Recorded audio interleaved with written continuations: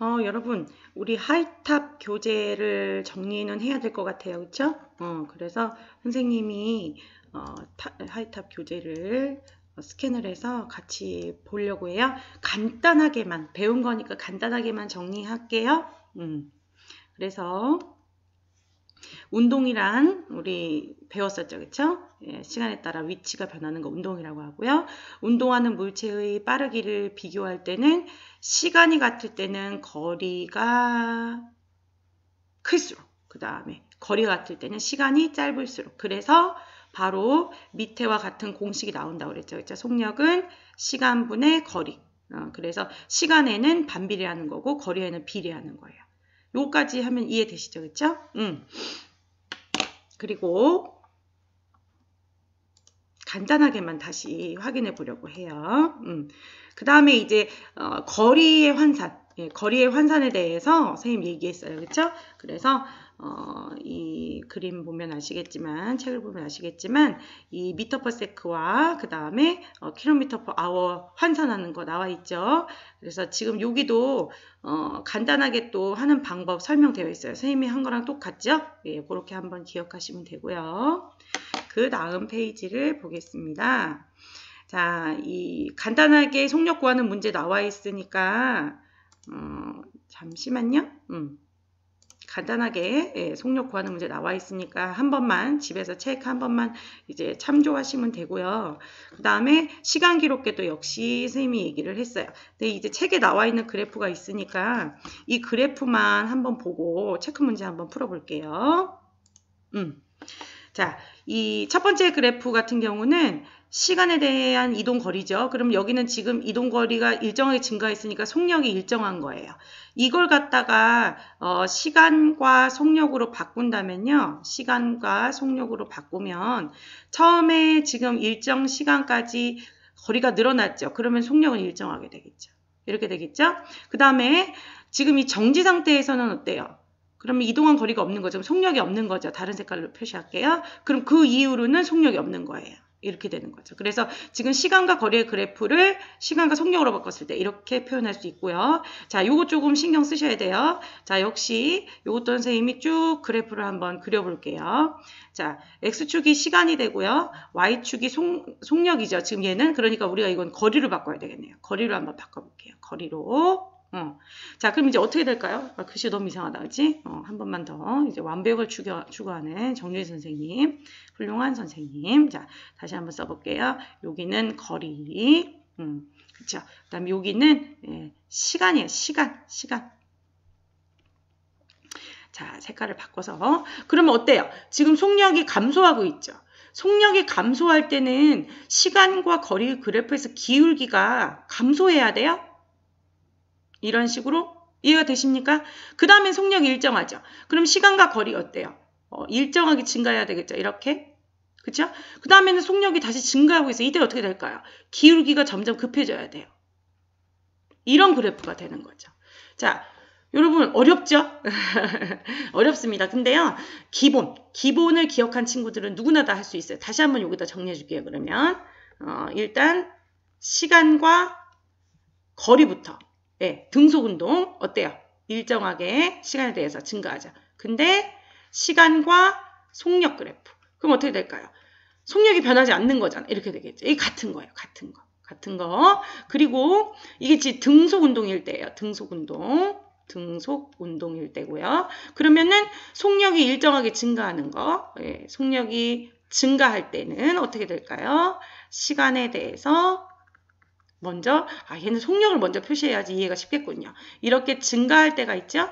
자, 그러면 이거를 시간에 대한 거리로 표현하면 어떻게 될까요? 기울기가 점점 증가한다. 이렇게 된다고 그랬어요. 자, 그리고 지금 공간을 좀 여기를 좀 쓸게요. 이번에는 시간에 대해서 속력이 일정하게 감소할 수도 있죠. 이런 거 뭐예요? 하늘로 올라갈 때? 이럴 때 연직 위로 던졌을 때. 똑바로 위로 던졌을 때 이렇게 되겠죠. 그러면은 이거를 시간에 대한 거리로 바꿔보면 어떻게 돼요? 점점 속력이 감소하니까 기울기가 점점 감소해야 되니까 이런 그래프가 나오겠죠. 그래서 지금 요거까지 이해하시면 돼요. 자, 그럼 이거 문제 풀어봅시다. 단위 시간 동안 물체가 이동한 거리를 나타낸 값을 우리는 뭐라고 그래요? 속력이라고 해요. 속력. 같은 시간 동안 이동한 거리. 그래서 최근에는 이렇게 속력은 이런 시험 문제 안 나와요. 어떻게?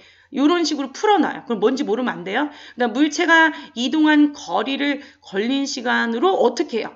거리를 시간으로. 예. 이게 시간 들어가야 되겠죠. 시간. 네. 이동한 거리를 걸린 시간으로 나누어서.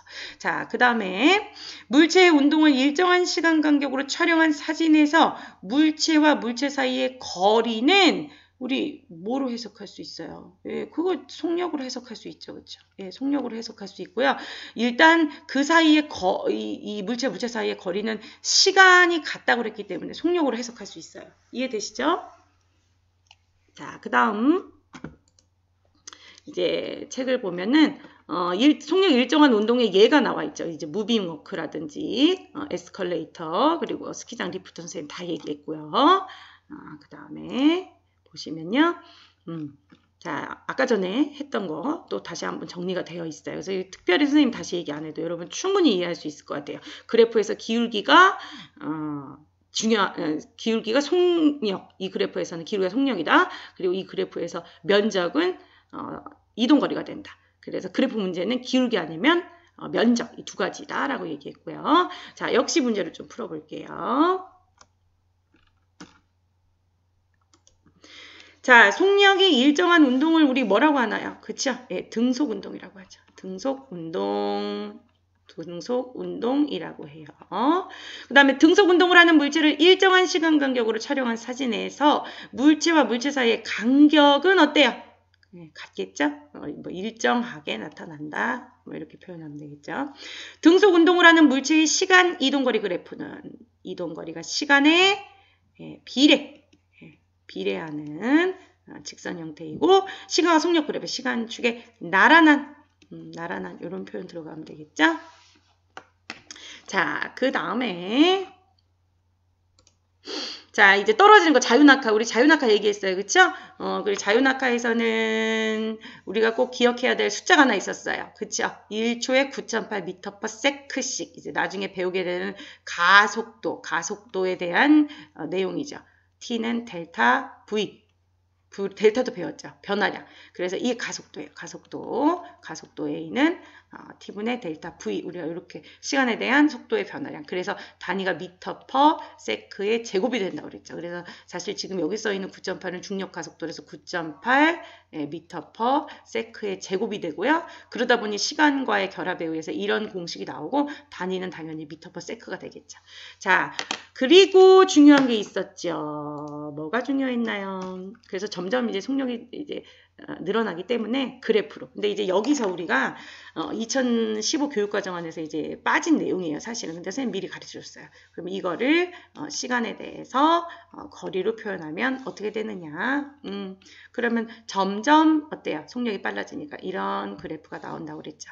그래서 세 점 정도를 이렇게 선택해서 기울기를 그려보시면 돼요. 얘보다 좀 더 급하게, 이렇게 표현할 수 있겠습니다. 자, 그 다음 페이지를 볼게요. 자, 이제 중력 가속도 상수와 무게라는 말이 나왔는데요. 요거는 선생님이 따로 언급을 안 했는데요. 한번 봅시다. 무게는 우리가 기호로 웨이트에서 W 쓰고요. 질량은 M, 매스 써요. 그래서 요게 뭐냐? 그렇기 때문에 물체에 작용하는 중력의 크기, 무게는 질량의 어떻게 중력 가속도를 곱한 값과 같더라. 그래서 질량의 단위 킬로그램, 무게 단위 뉴턴을 쓰더라. 그래서 어떻게 무게 W는 9.8 곱하기 m과 같더라. 이렇게 이제 요게 우리가 1학년 때 무게와 중력 환산할 때 배웠었죠. 그렇죠? 그래서 이렇게 그 얘기가 한 번 더 언급이 됐어요. 선생님 1학년 때 배웠던 내용이라서 아까 수업 시간에는 언급하지 않았고요. 중력 가속도의 단위 여기 이렇게 나와 있네요. 자, 그다음에 이 자유낙하에서 우리가 공기와의 마찰이 없을 때 그 얘기를 해야 되겠죠. 그래서 질량과 관계없이 그래서 동시에 도달하게 된다는 거. 단 이때는 우리가 뭘 무시해야 돼요. 공기와의 마찰을 어때요? 무시할 때. 네, 가능한 일이에요. 그쵸? 자, 이제 마지막 문제를 정말 풀어보면 되겠네요. 자, 공기 저항이 없을 때 공기 중에서 가만히 놓은 물체가 중력을 받아 연직 아래로 떨어지는 운동을 자유낙하라고 해요. 자유낙하 운동까지 써주셔도 되고요. 그 다음 자유낙하 운동하는 물체에는 연직 아래 방향으로 중력이라는 힘이 작용하죠. 중력이 작용한다.